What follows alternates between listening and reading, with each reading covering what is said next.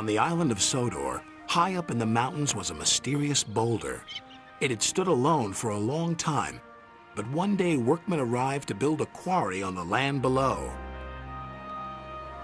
Rusty, the little diesel, met Thomas and Percy. "Where's all this rock coming from?" Percy asked.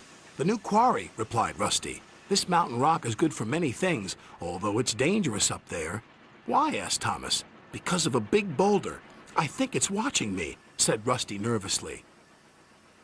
"How can it be? Boulders don't have eyes." "Well, Percy, there's something strange about this one." Just then, Edward arrived. He was delivering a new piece of machinery for the quarry. "What's that?" asked Rusty. "It's called Thumper. Apparently it helps collect the rock faster," replied Edward. Soon Thumper was working hard. The men were pleased, but no one bothered to check the boulder.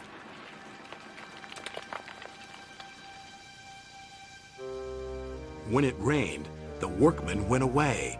Rusty gazed up and shivered. Above stood Boulder. Suddenly, a large slab of rock landed on the rails. Rusty was shocked. Driver was concerned. "We'd best leave till the weather's better. The rain loosened some of this rock." "I think it's Boulder wanting us to go away."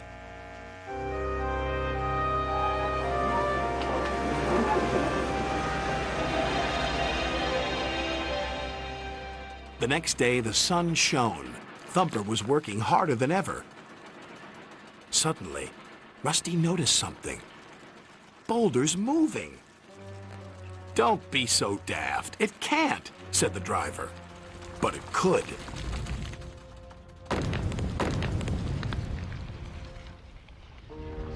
"It's rolling along our line."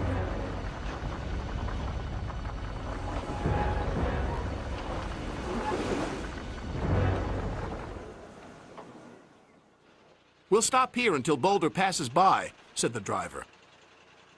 But Boulder was nowhere to be seen. Then, oh no, it's behind us! Just ahead, they saw a small junction. One line went uphill. Boulder thundered past. Meanwhile, SKARLOEY was making his way up to the quarry. Then he saw Boulder. "Help!" Boulder was catching up fast.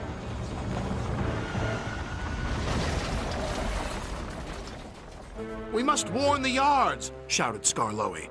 "Yes, but how?" called Rusty.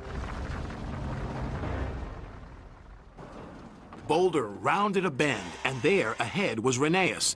"It's running loose!" yelled RHENEAS. His driver drove him back as fast as he could. "Hurry!"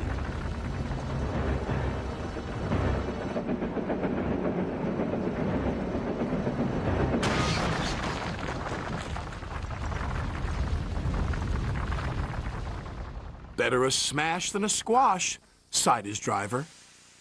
At the yards, Percy was collecting trucks. Then he heard Boulder. "Oh no, heading straight for me," squeaked Percy.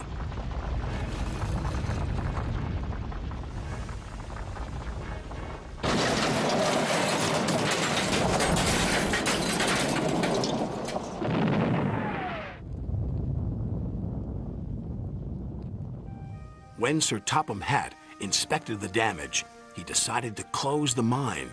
Then he looked at Boulder. "We should have left this part of the island alone." They moved Boulder to a hill close by the yards. Rusty is sure that on a clear night it is gazing up at the mountain and that its sides are being carried on the wind to where it once used to stand proud and silent. I wonder if Rusty is right. Don't you?